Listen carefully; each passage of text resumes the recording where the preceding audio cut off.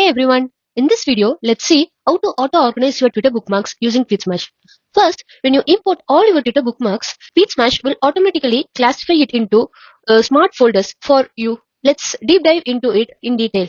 First, you can see the smart folders under this section. Let's go into favorite authors.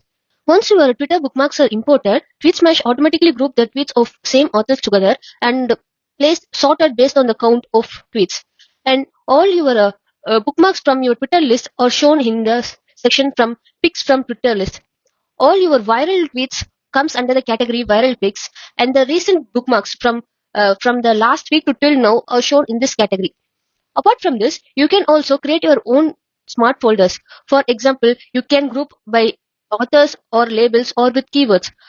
Example, I want bookmarks of only ChatGPT from the collection. So to do that, just give the name as ChatGPT, and in the keyword section, enter the keywords ChatGPT. You can give multiple keywords using commas.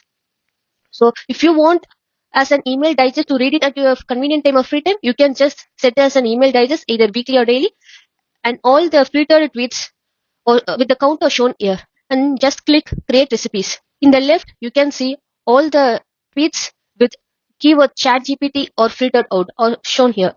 Suppose I want only indie hacking tweets from the authors of indie hackers.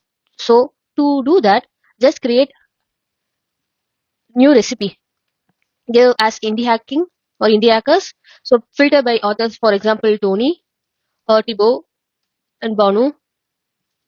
And you can see the count of the tweets here. And if you want, you can also set as an email digest and just create recipes.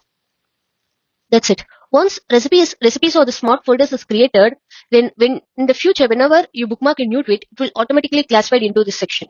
That's it. Hope you got a quick overview of how to auto classify or auto organize your bookmarks in Tweetsmash. See you in the next video. Bye bye.